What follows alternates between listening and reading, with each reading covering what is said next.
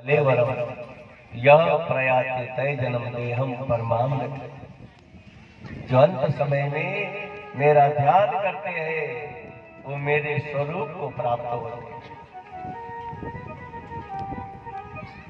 श्वासा की कर स्मरणी अजपा को कर जा, नीचे आवे ऊपर जावे बार बार पलटा। सोवत जागत उठत बैठत कभी न जो बिसरा। निरंजन माला घट में फिरे फिरे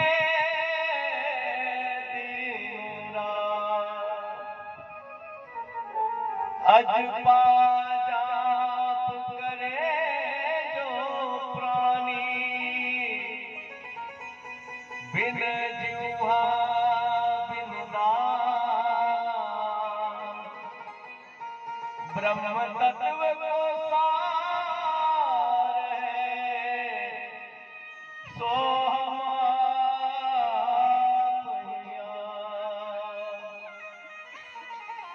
सो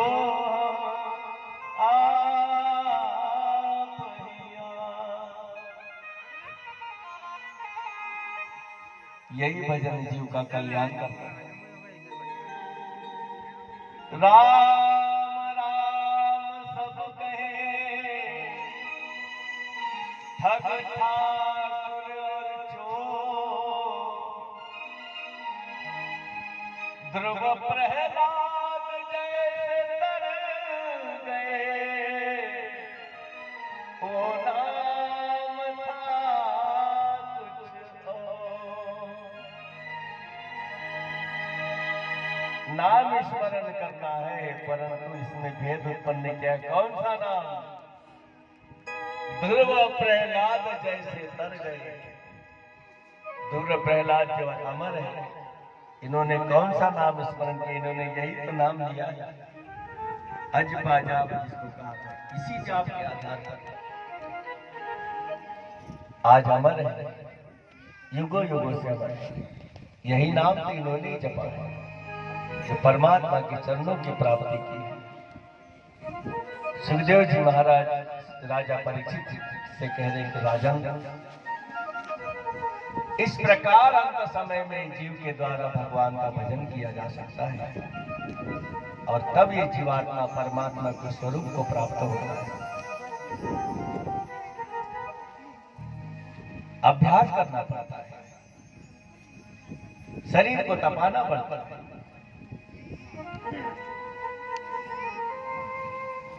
अंत समय में जीव को क्या करना चाहिए? मृत्यु काल में भगवान का भजन जीव के द्वारा कैसे किया जा सकता है? ये पहला प्रश्न महाराज परीक्षित का हुआ है, जिसका समाधान सुखदेव जी महाराज ने किया कि किस प्रकार भगवान का भजन किया जा सकता है। दूसरा प्रश्न महाराज परीक्षित का हुआ है कि ये सृष्टि की उत्पत्ति कैसे हुई है? ये जगत, ये संसार जो देख रहे हैं उत्पन्न कैसे हुआ? क्या ये ऐसे ही रहेगा या इसका विनाश भी होता है? यदि इसका विनाश होता है तो भगवान इस सृष्टि का विनाश कैसे करें? सुखदेव जी महाराज कहते, राजन, सृष्टि के विषय में अनेक विद्वानों के अपने अपने अलग अलग मत हैं। कोई कुछ कहता है, कोई कुछ कहता है, परंतु मैं तुमको बतलाता हूं। राजन, सृष्टि उत्पत्ति के पहले कुछ भी नहीं था। शून्य स्थिति थी, केवल परमात्मा का तेज पुंज आदित्यमान हो रहा था। न जल था, न आकाश, न पृथ्वी, न अग्नि, न वायु। परमात्मा सभी को अपने स्वरूप में लय करके शयन करते हैं। सब कुछ शून्य है, न रूप है, न रंग है, निर्गुण निराकार स्थिति जिसको कहा, केवल परमात्मा का तेज पुंज आदित्यमान होता है। यही परमात्मा के तेज पुंज में स्फुरन हुआ तो इच्छा शक्ति की उत्पत्ति हुई, और इच्छा शक्ति की उत्पत्ति हुई तो जो निर्गुण निराकार था ये फिर साकार हुआ, पुरुष रूप हुआ। इसको हम एक छोटे से उदाहरण से समझेंगे, इस बात को तो समझ में आएगी। मान लीजिए कोई व्यक्ति गहरी नींद में, बहुत गहरी नींद में सोया है। बहुत ज्यादा गहरी नींद में जो व्यक्ति होता है, एक मरे हुए व्यक्ति में और उस गहरी नींद में सोए हुए व्यक्ति में कोई ज्यादा अंतर नहीं होता। गहरी नींद में व्यक्ति सोया है, सब ओर से सुने हैं, केवल उसका तेज पुंज, उसकी प्राण ज्योति सिर्फ जागृत है, बाकी सब सोचा जाए तो सब सुनने हैं। सुनने स्थिति में गहरी नींद में सोया हुआ, अचानक उसकी नींद खुली तो उसको याद आया कि मेरा आवश्यक कार्य मैंने किया नहीं, मैं सो गया। एकदम से मन में इच्छा शक्ति की उत्पत्ति हुई कि नहीं वो कार्य मुझे करना चाहिए। जो अभी तक शून्य स्थिति में पड़ा था, इच्छा शक्ति की उत्पत्ति हुई तो उठकर खड़ा होता है। पुरुष साकार रूप अर्थात साकार होता है, पुरुष रूप लेता है, जाकर अपने कार्य करता है। इच्छा शक्ति से सगुण रूप होता है। निर्गुण निराकार सबका आधार है, परंतु यह अकेले कुछ कर नहीं सकता, ये निष्क्रिय है। निर्गुण निराकार को यदि कुछ करना है, इसको माया का सहारा लेना पड़ता, तब सब कुछ बात बनती। हमारे घर में खाने के चावल यदि हम खेत में बो देंगे तो फसल निकलेगी क्या? नहीं, हमको धान बोना पड़ेगा। चावल पर माया रूपी छिलका जब तक नहीं होगा तब तक उत्पत्ति नहीं होगी।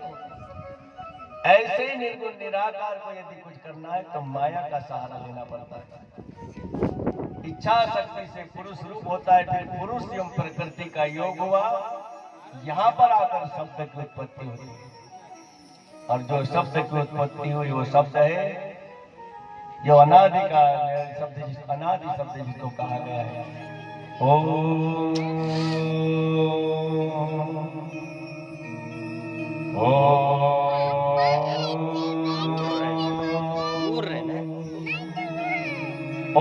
शब्द की उत्पत्ति हुई है।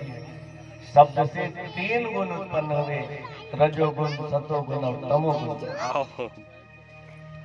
रजोगुण से 5 कर्मेंद्रिया, पंच ज्ञानेन्द्रिया, पंच प्राण की उत्पत्ति हुई। सतोगुण से अंतकरण, पंचक मन, बुद्धि, चित्त, अहंकार, अंतकरण की उत्पत्ति हुई। तमोगुण से महत्त्व की उत्पत्ति हुई। महत्त्व से अहंकार की उत्पत्ति हुई। अहंकार से आकाश की उत्पत्ति हुई। आकाश से वायु की उत्पत्ति हुई। वायु से अग्नि की उत्पत्ति हुई और अग्नि से जल की उत्पत्ति हुई। सभी तत्व परमात्मा के संकल्प से उत्पन्न हुए। परमपिता परमात्मा की नाभि से कमल पुष्प प्रकट हुआ, जिस पर ब्रह्मा जी विराजमान है। ब्रह्मा जी कमलासन पर बैठे, चारों तरफ देख रहे, समझ में नहीं आ रहा कि मैं कौन हूं। जिस कमल पुष्प पर बैठे, उसका आधार मूल खोजने के लिए वर्षों तक नीचे उतरते रहे, परंतु उस आधार को नहीं खोज पाए। पुनः आकर कमलासन पर स्थित हुए। उसी समय आकाशवाणी हुई कि ब्रह्मा जी तब करो, तब करो। तब ब्रह्मा जी ने 100 वर्ष तक कठिन तपस्या की और तब परमपिता परमात्मा चतुर्भुज स्वरूप में प्रकट हुए। और यही पर परमपिता परमात्मा, यही समय है जहाँ से श्रीमद् भागवत कथा का उद्भव हुआ है। यही परमपिता परमात्मा ने सबसे पहले 4 श्लोक में श्रीमद् भागवत कथा ब्रह्मा जी को सुनाई, जिसको चतुर्थ श्लोकी भागवत कथा कहा गया है। परमात्मा के दर्शन किए, तब ब्रह्मा जी ने जल पर पृथ्वी की रचना की। और सबसे पहले परमपिता परमात्मा ने ब्रह्मा जी से कहा कि तुम सृष्टि की रचना करो। और सबसे पहले ब्रह्मा जी ने 4 कुमारों की उत्पत्ति की, सनक, सनंदन, सनातन और सनत कुमार। इस सृष्टि में सबसे बड़े हैं।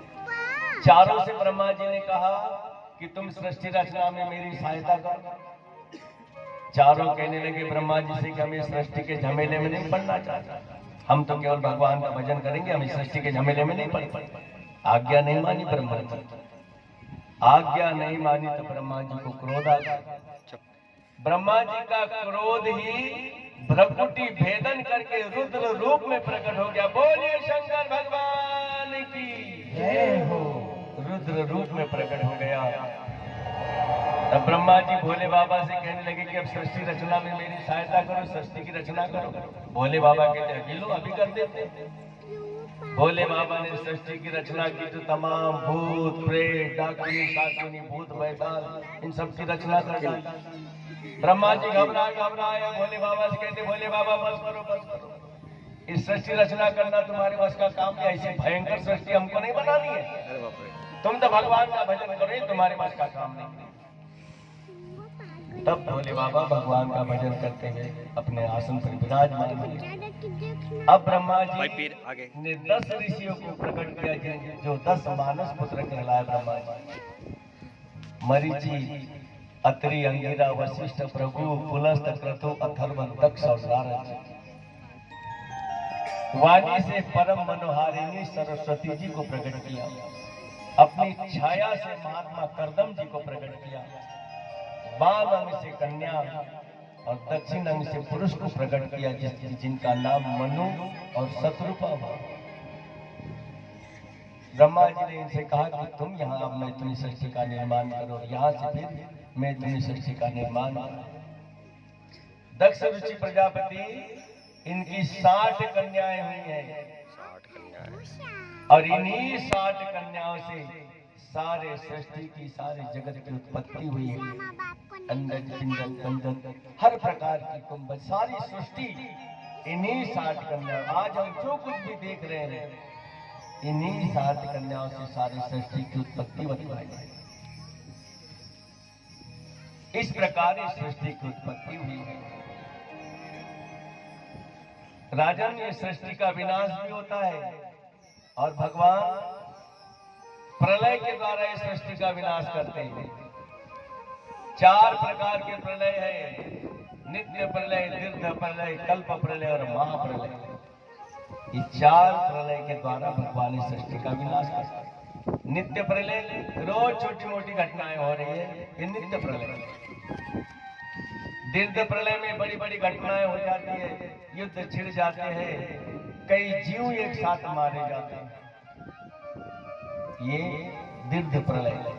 कल्प प्रलय जब एक कल्प का समय होता है तो ये सारी पृथ्वी जल में समा जाती है, चारों तरफ केवल जल ही जल होता है। एक कल्प का समय कितना? हमारा समय 7 दिनों का सप्ताह, 15 दिनों का पखवाड़ा और 2 पखवाड़े का हमारा 1 महीना होता है।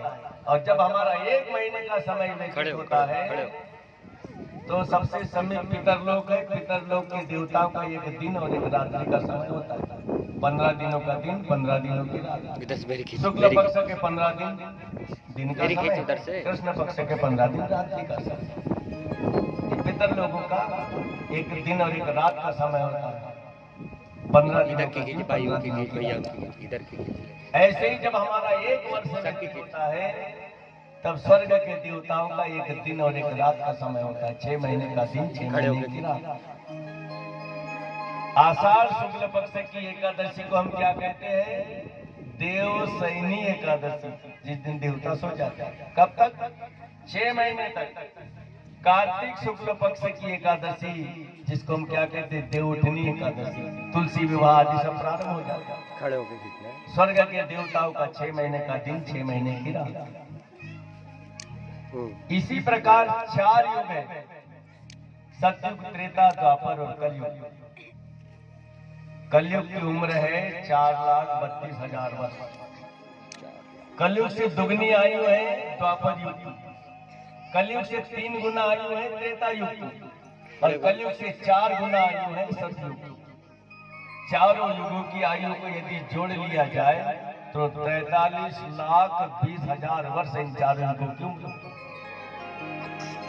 चारों युग एक बार अपनी उम्र पूरी करके संसार से विदा हो जाते हैं तो चारों युगों के एक चक्कर को एक चतुर्युगी का समय कहा गया है। इसी प्रकार 1000 चतुर्युगी बीत जाती है तब ये कल्प का समय होता है। एक कल्प में 14 मनवंतर होते और एक मनवंतर 72 चतुर्युगी का बतलाया है। अभी जो वर्तमान में आज के समय में 7वां मनवंतर अभी प्रारंभ है और 28वां कलयुग अभी प्रारंभ है।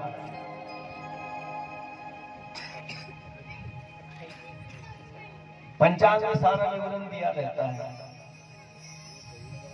तो ये कल्प का जब समय होता है तब ब्रह्मा जी का एक रात्रि का समय होता है। ब्रह्मा जी विश्राम करते हैं, सारी पृथ्वी जल में समा जाती है, चारों तरफ केवल जल ही जल।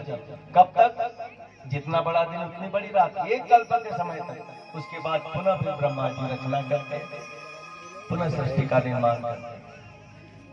ऐसे ब्रह्मा जी की उम्र 100 वर्ष की है और ब्रह्मा जी की 100 वर्ष की उम्र पूर्ण हो जाती है, तब भगवान विष्णु का एक दिन होता है।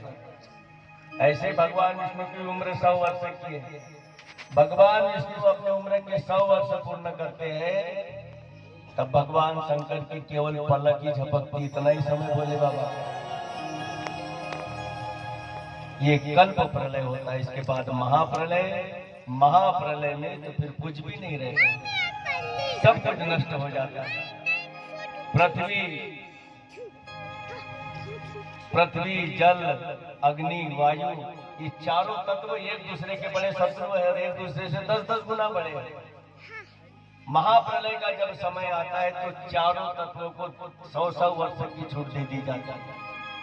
पृथ्वी तत्व को 100 वर्ष मिलते तो 100 वर्ष तक पृथ्वी पर बड़ा विनाश होता है। पृथ्वी बंजर हो जाती, कुछ उगाती नहीं है, अकाल पड़ जाता है, धरती फट जाती है, बड़े बड़े पर्वत गिर जाते हैं, बहुत कुछ इसमें विनाश हो जाता है। 100 वर्ष तक इसी प्रकार पृथ्वी पर होता है। इसके बाद 100 वर्ष मिलते हैं जल तत्व को, तो 100 वर्ष तक मूसलाधार जल बरसता है, एक जैसी वर्षा, सतत वर्षा होती है। इतना जल बरसता है 100 वर्षों में कि पृथ्वी जल में घुल जाती है, घुल मिल जाती, चारों तरफ केवल जल ही जल होता है। 100 वर्ष तक इसी प्रकार चलता है। इसके बाद 100 वर्ष फिर अग्नि तत्व को मिलते हैं। सूर्य भगवान अपनी 13 कलाओं से प्रचंड अग्नि वर्षा करते हैं। 100 वर्ष तक भयंकर अग्नि बरसती है। अग्नि सारा जल सोख लेती है, केवल एक आग का पिंड नजर आता है। 100 वर्ष तक इसी प्रकार और 100 वर्ष मिलती वायु तत्व को। 49 पवन एक जैसे चलते हैं, प्रचंड वेग से वायु चलती है। 100 वर्ष तक वायु अग्नि को अपने भीतर सोख लेती है और वायु जाकर के आकाश में समा जाता है। आकाश अहंकार में समा जाता है, अहंकार महत्त्व में समा जाता है, महत्त्व तमोगुण में समा जाता है। इसी प्रकार मन, बुद्धि, चित्त, अहंकार, अंतःकरण ये सतोगुण में समा जाता है। पंच कर्मेंद्रिय, पंच ज्ञानेंद्रिय, पंच प्राण ये रजोगुण में समा जाता है। तीनों गुण जाकर के शब्द में लय हो जाता है, शब्द जाकर के माया में लय हो जाता है और माया जाकर के परम पिता परमात्मा के स्वरूप में लय हो जाती है। फिर वही शून्य स्थिति, केवल परमात्मा का तेज आदित्यमान होता है। इस प्रकार इस सृष्टि की उत्पत्ति और सृष्टि का विनाश कैसे होता है, सुखदेव जी महाराज ने समाधान किया है। और तीसरा प्रश्न महाराज परीक्षित का हुआ है कि भगवान के